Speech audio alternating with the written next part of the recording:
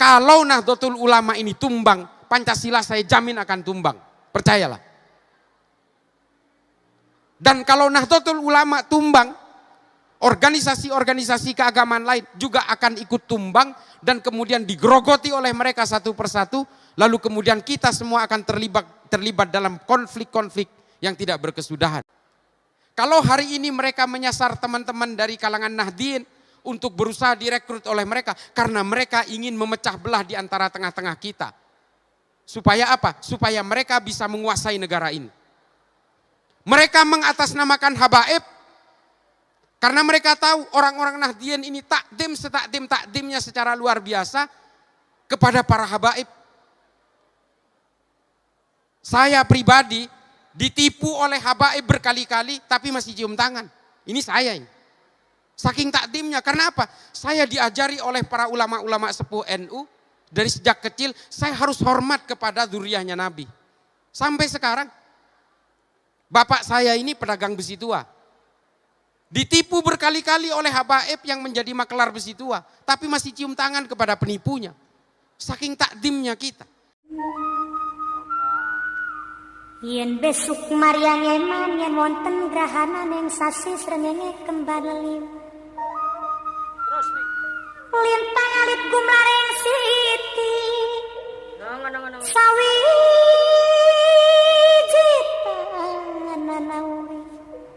Sawijita nanaurip mungisun karo sampean mati amung kang swarga. Dengan ilmu pengetahuan politik Islam kemudian berjaya sejaya-jayanya. Lalu di mana berubahnya? Berubahnya politik Islam itu ketika pemahaman-pemahaman ini dipelintir paksa demi kebangkitan politik keluarga Ibnu Saud di Saudi Arabia. Berubahnya di situ.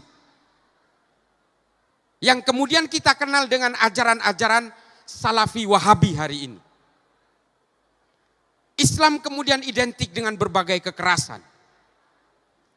Dan kemudian berbagai fikih-fikih dibuat untuk supaya mendukung kekuatan politik keluarga Ibnu Saud.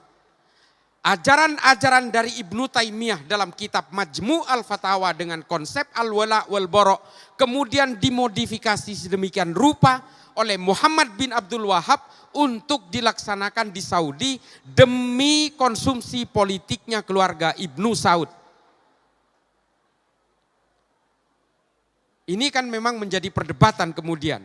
Apakah al-wala wal baroknya versinya Ibnu Taimiyah dan al-wala wal baroknya versi dari Muhammad bin Abdul Wahab ini berbeda? Saya pastikan berbeda. Ibnu Taimiyah menulis Majmu' al-Fatawa untuk membangkitkan gerakan politik Islam di abad pertengahan setelah terpuruknya Bani Abbasiyah karena diserbu oleh bangsa Mongol. Dan Ibnu Taimiyah hidup pada masa perang salib, perang antara orang Eropa dan orang Timur Tengah untuk merebut Yerusalem, Baitul Maqdis. Disitulah kemudian Ibnu Taimiyah membuat rumusan al-wala wal bara', membangun monoloyalitas dan membangun permusuhan dengan orang yang berbeda keimanan. Ini ditulis oleh Ibnu Taimiyah dalam Majmu' al-Fatawa. Tapi yang menjadi masalah kemudian adalah ketika Muhammad bin Abdul Wahab membuat rumusan ini untuk diterapkan di Saudi Arabia, di mana semua orang Saudi Arabia ketika itu satu keimanan. Lalu kemudian dirubah oleh Ibnu Taimiyah. Bahwa meskipun dalam satu keimanan kita harus bermusuhan meskipun dalam perbedaan orientasi politik. Dimodifikasi sedikit oleh Muhammad bin Abdul Wahab. Konsep al-wala wal bara' yang pada masa Ibnu Taimiyah permusuhan itu diwujudkan dalam perbedaan keimanan oleh Muhammad bin Abdul Wahab. Permusuhan itu juga harus dibangun meskipun dalam satu keimanan tapi berbeda orientasi politik. Mengapa dimodifikasi sedemikian rupa? Karena musuhnya keluarga Ibnu Saud itu adalah seorang zuriyah Nabi bernama keluarga Ibnu Rashidin. Repot memecah belahnya. Sehingga kemudian meskipun sama-sama Islam tapi beda dukungan politik, maka kita juga harus bermusuhan. Konsep al-wala wal bara itu melencengnya di sini. Itulah mengapa kemudian gerakan-gerakan Wahabisme internasional ini kemudian tidak peduli meskipun sesama orang Islam tapi orientasi politiknya berbeda, maka juga harus dikafir-kafirkan. Harus dimusuhi, harus dimusnahkan, harus dibinasakan. Apalagi orang yang berbeda keimanan. Gerakan-gerakan Wahabi inilah kemudian yang melahirkan berbagai gerakan-gerakan brutal atas nama agama Islam. Perang di Arab Saudi antara keluarga Ibnu Saud dan keluarga Ibnu Rashidin membunuh 13.000 orang Islam di Arab Saudi. Tadinya sama, makanya ulama-ulama kita termasuk Mbah Khalil, Mbah Hashim Asy'ari dan juga kakek saya ketika mondok di Mekah itu masih aman-aman saja. Ketika munculnya Muhammad bin Abdul Wahab dari Najat pada tahun 1937, di sini keluar masalah. Muncullah ajaran-ajaran Wahabi yang memelintir ajaran-ajaran Majmu' al-Fatawanya Ibnu Taimiyah. Sehingga apa? Mereka mengharamkan maulidan, mereka mengharamkan ziarah kubur, mereka mengharamkan tahlilan, mereka mengharamkan haul, mengharamkan musik, dan berbagai ajaran-ajaran yang kita dengar hari ini dari kelompok-kelompok Salafi Wahabi. Mengapa mereka mengharamkan maulidan?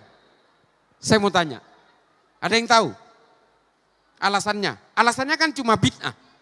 Padahal tujuan aslinya adalah supaya orang Saudi ketika itu tidak punya idola lain selain keluarga Ibnu Saud. Mereka berusaha memutus mitos politik, mitos budaya, dan juga mitos-mitos ajaran dari orang-orang sebelumnya. Jadi kalau hari ini mereka mengatakan ajaran mereka berdasarkan berbagai ajaran salafus soleh, ini sebenarnya salafus solehnya mereka. Dan mereka mengapa mengharamkan ziarah kubur? Karena mereka maunya orang Saudi betul-betul putus dengan berbagai kelompok-kelompok masa lalunya. Mengapa mereka mengharamkan tawassul kepada para wali dan para ulama? Karena mereka tidak mau ada ajaran-ajaran yang ngerecokin ajaran mereka. Mereka ingin memutus tali psikologis antara orang Saudi dengan para ulama dan juga para wali. Sehingga mereka juga memutus tawassulnya. Itu maksud mereka. Dan mengapa mereka mengharamkan kebudayaan-kebudayaan baru? Mereka mengharamkan musik. Karena lewat musiklah orang Saudi berkerumun, berkumpul, sehingga mereka takut perkumpulan-perkumpulan budaya dan musik ini dijadikan sebagai epicentrum perlawanan terhadap politiknya keluarga Ibnu Saud. Mereka sangat anti dan sangat menghindari berbagai jamiah-jamiah, perkumpulan-perkumpulan seperti ini. Mereka sangat takutkan. Karena apa? Karena takut menjadi epicentrum perlawanan terhadap gerakan-gerakan politik keluarga Ibnu Saud ketika keluarga Ibnu Saud ingin menguasai Saudi dan memutus tali politiknya dengan Kekaisaran Utsmani. Jadi adik-adikku, Bapak Ibu sekalian, para asatid, apa yang dilakukan oleh keluarga Ibnu Saud berkolaborasi dengan Muhammad bin Abdul Wahab ini, fikih-fikih yang dikeluarkan itu sebenarnya dipesan untuk kekuatan politik keluarga Ibnu Saud. Sama dengan Soeharto ketika Soeharto berkuasa di sini. Sama. Ketika ada perlawanan dari masyarakat, Soeharto membuat undang-undang. Membuat undang-undang subversif, otsus, kopkamtib dan sebagainya. Sama. Karena ingin menghantam kekuatan-kekuatan politik yang menjadi ancaman bagi kekuatan Pak Harto ketika itu. Kan semuanya sama sebenarnya. Cuma Pak Harto bedanya adalah membuat aturan-aturan atas nama negara, tapi Muhammad bin Abdul Wahab demi kekuatan politiknya Ibnu Saud membuat aturan-aturan atas nama agama. Ini bedanya. Ini dalam rangka untuk mengglorifikasi kekuatan politiknya keluarga Ibnu Saud. Nah, kemudian ajaran-ajaran ini diekspor paksa ke kita hari ini yang suasananya berbeda, kulturnya berbeda, sistem politiknya berbeda, klimatologinya berbeda, geografinya berbeda, demografinya berbeda. Lalu kemudian terjadilah benturan-benturan di tengah masyarakat hari ini. Orang yang berbeda dengan mereka dihakimi, dikafirkan, dan dianggap sebagai orang jahiliyah yang suatu saat kelak kalau mereka menolak untuk sama dengan mereka, maka mereka adalah orang-orang yang halal darahnya untuk ditumpahkan. Hari ini boleh mereka berkata, orang-orang salafi hari ini boleh mereka berkata bahwa aksi bom bunuh diri misalnya diharamkan, demonstrasi diharamkan, menghina pemimpin diharamkan. Tapi setelah orang masuk kepada kelompok mereka, mereka akan dibangun dengan pemisahan-pemisahan. Karena mereka merasa ajarannya adalah yang paling orisinil, mereka akan menganggap orang yang berbeda adalah orang yang tercemar. Kita kemudian dituduh sebagai ahlul bid'ah, sebagai ahli neraka dan sebagainya. Ini adalah konsep al-wala wal bara' yang kemudian diselewengkan oleh orang-orang Wahabi. Wahabi kemudian menjadi persoalan hari ini. Saya sering mengatakan di dalam berbagai media sosial, saya memastikan 99,9% teroris yang ditangkap oleh Pak Ami ini adalah berpaham Salafi Wahabi, saya pastikan. Saya punya datanya.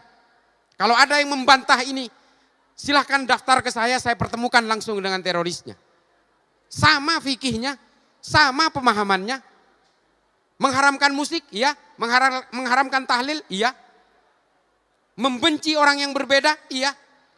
Cuma ulama-ulama, ustadz-ustadz hari ini Salafi Wahabi yang seolah-olah sejuk, ini adalah pintu pembuka, produk akhirnya teroris-teroris yang ditangkap oleh Pak Ami dari Densus 88. Ada proses kesadaran kognitif yang mereka bangun sehingga akhirnya mereka membenci siapapun yang berbeda. Bukan hanya yang berbeda keimanan, tapi bahkan yang satu keimanan, tapi dianggap berbeda tafsir dengan mereka, mereka akan kafirkan pada akhirnya. Dan Arab Saudi hari ini menyadari itu semua. Bahwa kalau mereka masih mengadopsi dengan ajaran ini, negara saya akan terus terlibat dalam berbagai aksi kekerasan. Dan kemudian negara saya akan betul-betul mundur peradabannya. Makanya kemudian hari ini Arab Saudi mengubah pelan-pelan berbagai aturan agama versinya Muhammad bin Abdul Wahab. Hijab tidak lagi wajib di Arab Saudi. Saya pertegas ini karena banyak sekali dari kalangan fatayat dan muslimat. Di Saudi hari ini tidak diwajibkan memakai hijab. Dan perempuan Saudi kalau mau keluar negeri tidak harus dengan mahramnya. Perempuan di Saudi hari ini boleh nyetir kendaraan. Perempuan di Saudi hari ini boleh bekerja dan menjadi supir Grab. Muhammad bin Salman kemudian diwawancarai oleh Frontline, bisa disimak di YouTube. Dia mengatakan, saya tidak mengubah ajaran agama, saya mengubah tafsir-tafsir agama. Pada akhirnya mereka sadar bahwa kita semua ini hidup dengan tafsir-tafsir agama. Tidak boleh mengklaim kebenaran dan kemudian seolah-olah orang lain yang berbeda dengan dia pasti salah. Mereka menyadari itu. Padahal Nahdlatul Ulama sejak dulu ya begini ini. Kan yang getol selama ini mengajak untuk kembali kepada Quran dan Sunnah itu kan mereka. Karena mereka pernah meninggalkan Quran dan Sunnah. Kita tidak pernah meninggalkan Quran dan Sunnah. Jadi nggak usah ngajak-ngajak, kita sudah ada di situ dari sejak dulu. Dan kita tidak pernah gelisah oleh keimanan orang lain. Kita tidak pernah gelisah oleh berbagai tafsir-tafsir. Kalau kita hari ini gelisah dengan Wahabi, karena Wahabi berusaha memecah belah dan menggerus dari kalangan Nahdlatul Ulama, di mana Nahdlatul Ulama ini adalah menjadi tumpuan utama dari negara ini. Kalau Nahdlatul Ulama ini tumbang, Pancasila saya jamin akan tumbang. Percayalah. Dan kalau Nahdlatul Ulama tumbang, organisasi-organisasi keagamaan lain juga akan ikut tumbang dan kemudian digerogoti oleh mereka satu persatu. Lalu kemudian kita semua akan terlibat dalam konflik-konflik yang tidak berkesudahan. Sama seperti Suriah, sama seperti Somalia, sama seperti Nigeria, sama seperti negara-negara yang hari ini berkonflik karena atas nama agama. Di YouTube saya sering diserang, kenapa sih kok nggak ada habis-habisnya pengetahuannya hanya soal Somalia? Karena saya sudah ke sana. Mengapa sih kok nggak ada habis-habisnya ilmunya hanya soal Nigeria? Karena saya sudah ke sana. Orang-orang seperti kita inilah yang kemudian digerus satu persatu, kemudian direkrut oleh mereka, sehingga apa? Mereka hari ini tidak lepas dari perang. Kalau hari ini mereka menyasar teman-teman dari kalangan Nahdien untuk berusaha direkrut oleh mereka, karena mereka ingin memecah belah di antara tengah-tengah kita. Supaya apa? Supaya mereka bisa menguasai negara ini. Mereka mengatasnamakan habaib, karena mereka tahu orang-orang Nahdien ini takdimnya secara luar biasa kepada para habaib. Saya pribadi ditipu oleh habaib berkali-kali tapi masih cium tangan. Ini saya ini. Saking takdimnya, karena apa? Saya diajari oleh para ulama-ulama sepuh NU dari sejak kecil, saya harus hormat kepada zuriyahnya Nabi. Sampai sekarang, bapak saya ini pedagang besi tua. Ditipu berkali-kali oleh habaib yang menjadi makelar besi tua, tapi masih cium tangan kepada penipunya. Saking takdimnya kita. Karena kita diajari harus menghargai dan menghormati zuriyah Nabi. Hari ini apa yang terjadi? Sebagian oknum habaib dipakai untuk menghancurkan NU dari dalam. Padahal yang mengajari untuk menghormati habaib ini adalah ulama-ulama NU. Kita diajari untuk betul-betul takdim kepada para habaib. Tapi sebagian oknum habaib hari ini dipakai oleh orang yang ingin menghancurkan NU dari dalam, lalu menghina ulama-ulama NU. Menghina Gus Dur, dibuta-butakan dan sebagainya. Karena mereka tahu salah satu kelemahan NU adalah para habaib.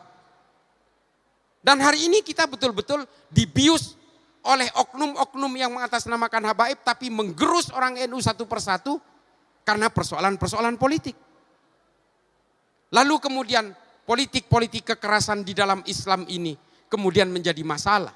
Sehingga apa? Kesannya Islam itu identik dengan kekerasan. Melahirkan Al-Qaeda, melahirkan ISIS, melahirkan Ayman Al-Zawahiri, melahirkan Osama bin Laden, melahirkan Abu Bakar Ba'asyir, melahirkan Oman Abdurrahman. Ini yang dilahirkan oleh umat Islam hari ini. Melahirkan Muhammad Seyhu, ketuanya Boko Haram. Ini yang dilahirkan oleh kita. Kita tidak lagi melahirkan Ibnu Sina, Al-Kindi, Al-Farabi, Ibnu Rus, Imam Ghazali, Jalaluddin Rumi. Tidak melahirkan Ibnu Khaldun berikutnya. Kita tidak lagi melahirkan ilmuwan-ilmuwan. Kita tidak lagi melahirkan Al-Muqaddimah, Tahafud, Al-Falasifah, Ihya Ulumuddin, Tahafud, At-Tahafud. Kita tidak lagi melahirkan Al-Mujalasa wa Jahirul Ilmi. Kita tidak lagi melahirkan Irsyadul Ibad. Yang kita lahirkan hari ini. Yang kita lahirkan hari ini apa? Ma'alim fil Thoriq, Al-Wala wal Bara, versinya Wahabi. Yang kita lahirkan hari ini Idarat At-Tawahhush. Yang kita lahirkan hari ini Jahiliyatul Qarnil Isrin. Yang ditulis oleh para ideolog-ideolog yang ingin membawa paksa Islam kepada kepentingan-kepentingan politik berbasis kekerasan. Ini yang kita kenal hari ini. Dan kita hari ini yang kita kenal adalah apa? Gerakan-gerakan yang mengatasnamakan Islam, tapi kerjanya hanya menggunakan metodologi kekerasan. Hari ini umat Islam betul-betul dicekoki dengan mimpi-mimpi hegemoni politik untuk menghomogenisasi seluruh orang negara ini supaya sama dengan dirinya. Inilah kemudian yang mengacak-acak Islam kita. Kepentingan-kepentingan Barat, kepentingan-kepentingan Eropa, kemudian menjadikan Islam, umat Islam sebagai alat bentur antara sesama orang Islam. Umat Islam hanya menjadi boneka-boneka politik, menjadi mainan-mainan politik, untuk kemudian kita bertarung, saling tikam dengan sesama orang Islam. Dan kemudian Khawarij modern lahir, menjadi penghasut bahwa umat Islam harus memilih ini. Kalau bukan memilih ini, maka dia bukan orang Islam. Inilah politisasi agama itu terjadi. Karena apa? Karena kita terbuai oleh mimpi-mimpi politik. Maka kemudian apa yang harus kita lakukan hari ini? Kembalikan kejayaan Islam ini bukan lewat jalur politik. Kembalikan Islam ini kepada ilmu pengetahuan agar Islam betul-betul berjaya seperti masa kejayaan Islam di abad-abad pertengahan. Tapi apakah umat Islam tidak boleh berpolitik? Boleh dan wajib.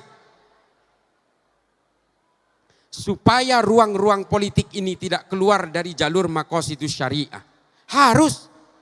Orang NU haruskah berpolitik? Wajib. Supaya ruang-ruang politik ini tetap berada dalam tatanan sanad keilmuan para ulama, Nahdlatul Ulama. Tetap berpegang teguh kepada Ahlus Sunnah wal Jamaah An-Nahdiyah. Tetap harus. Orang Magelang apakah boleh berpolitik? Harus. Supaya suara orang Magelang terwakili dalam ruang-ruang politik. Tidak dirugikan secara politik. Yang tidak boleh apa? Politisasi agama.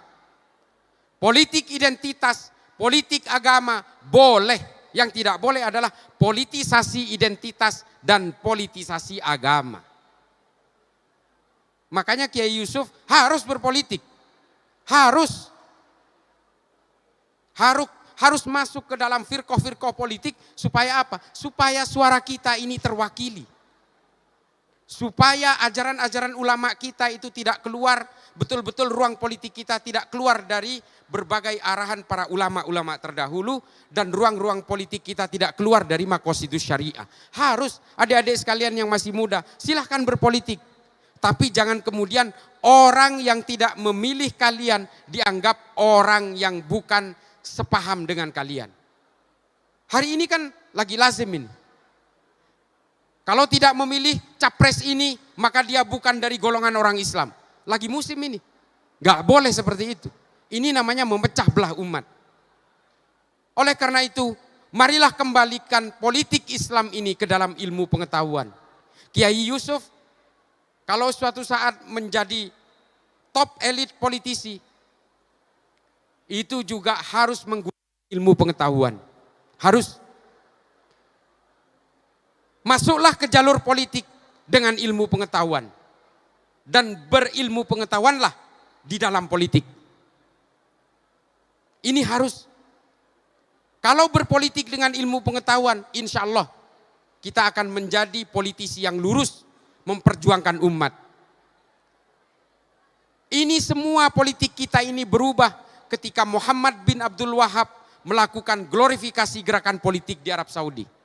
Ketika Sayyid Qutb demi konsumsi politik dalam negeri Mesir kemudian mengilhami gerakan-gerakan politik kekerasan di seluruh dunia. Ini yang bahaya ini Pak. Adik-adikku sekalian, para alim, para ulama, para asatid, para masyaikh, yang paling bahaya hari ini adalah gerakan-gerakan Ikhwanul Muslimin yang sebenarnya memulai epicentrum gerakan politiknya di Mesir, lalu kemudian hari ini berada di Indonesia. Ini yang paling bahaya.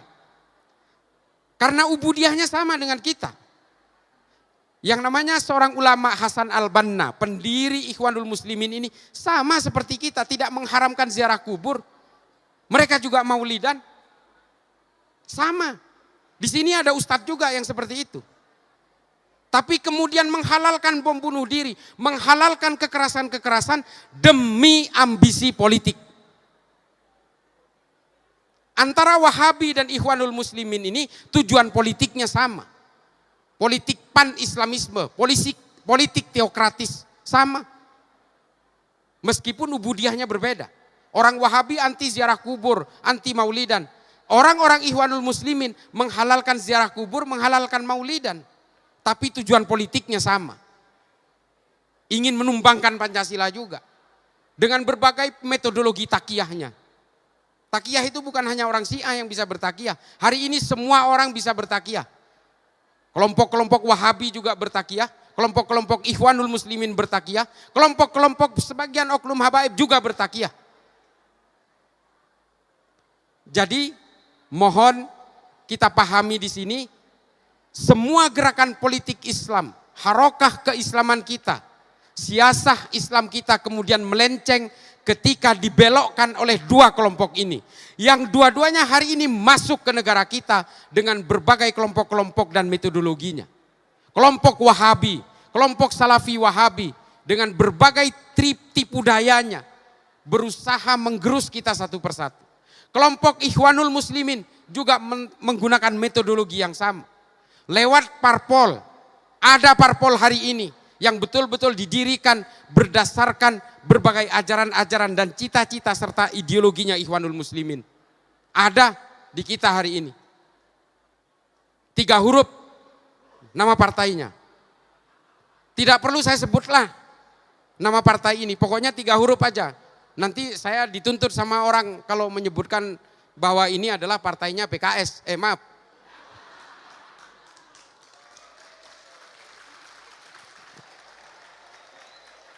Ini adalah betul-betul cabang dari Ikhwanul Muslimin yang berusaha menggerus kita hari ini. Mereka kemudian melakukan proses metamorfosis. Pura-pura bagian dari kita. Sebenarnya mereka ingin menikam kita. NU tahu, NU ngaji kitab kuning. Mereka juga ngaji kitab kuning. Melakukan gerakan-gerakan ngaji kitab kuning. Ini kan proses-proses takiyah yang luar biasa. Jadi adik-adik sekalian, generasi muda, para alumni, tetaplah kita bersanad kepada keilmuan-keilmuan Kiai Khudori, Mbah Hasim dan sebagainya. Mbah Khalil, kita semua jangan keluar dari situ. Supaya kita tidak diajari untuk membenci berbagai perbedaan. Itu yang harus kita pegang teguh. Kita tetap berpegangan kepada Ahlus Sunnah wal Jamaah Nadiyah. Jangan pernah keluar dari situ. Biar kita tetap tidak gelisah oleh berbagai peradaban manusia yang terus bergerak maju.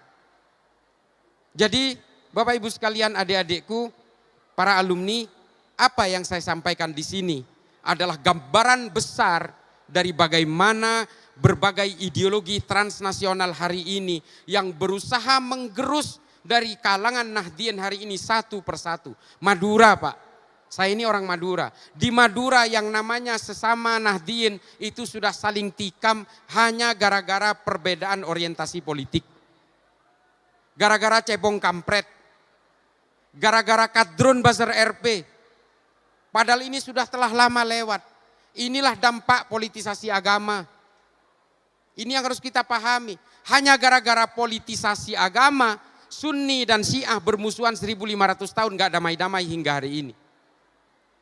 Dan 2014 melahirkan cebong dan kampret hingga hari ini tidak selesai juga. Kalau sudah politik menunggu, dendamnya awet, marahnya awet, musuhannya awet. Karena masing-masing merasa dilegalkan oleh ajaran-ajaran agama.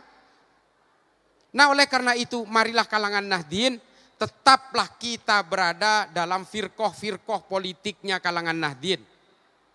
Ini jangan jauh-jauh dari Kiai Yusuf, jangan jauh-jauh. Saya nggak mau nyebut partai, nanti disangkain kampanye politik lagi. Tapi yang tadi karena kelepasan, yang 3 huruf. Maaf. Kalau Habib Zaman dari Kemenak itu biasanya masih menyamarkan dengan partai kurang sholawat. Tapi saya tadi karena kelepasan, ya mohon maaf. Jadi apa yang saya gambarkan hari ini bahwa kita harus memperkuat berbagai tali persaudaraan di kalangan Nahdien ini. Kita jangan mau lagi tertipu oleh berbagai pragmatis politik untuk kepentingan-kepentingan sesaat. Kita harus betul-betul menjaga supaya politik Islam masa lalu betul-betul mengilhami gerakan-gerakan harokah-harokah siasah kita hari ini. Dan juga supaya bisa mendirikan bangunan yang kuat untuk politik Islam masa depan. Kita harus betul-betul membawa ilmu pengetahuan ini sekuat-kuatnya ke dalam ranah-ranah politik kita. Marilah kita tiru kejayaan Islam masa lalu dengan menggunakan ilmu pengetahuan sebagai penguat tali ukhuwah Islamiyah kita. Dan supaya kita tetap berpegang teguh kepada kedamaian, kepada kemanusiaan dan cinta. Islam itu diturunkan oleh Allah untuk tujuan-tujuan supaya manusia ini tertib. Tidak mungkin Islam ini diturunkan supaya manusia membuat huru-hara. Tidak mungkin. Makanya kemudian para ulama NU pada masa lalu pasca kemerdekaan merumuskan supaya kita tidak saling tikam dalam satu keimanan.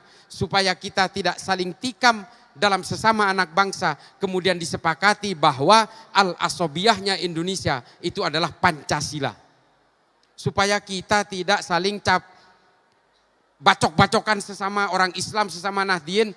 Dan juga bacok-bacokan sesama anak bangsa. Ya udahlah, kita Pancasila saja. Kita ambil jalan tengahnya. Oleh karena itu adik-adik sekalian, yang paling terakhir adalah bahwa mari kita jaga kedamaian, kemanusiaan dan cinta di kalangan seluruh anak bangsa kita ini.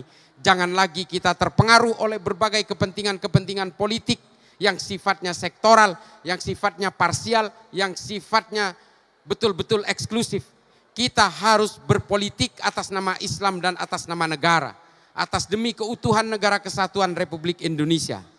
Marilah kita bawakan Islam ini sebagai agama yang bisa menjadi rahmat bagi seluruh alam semesta. Terima kasih. Akhiran, ihdinas siratal mustaqim, wallahul muwafiq ila aqwamit thoriq. Assalamualaikum warahmatullahi taala wabarakatuh.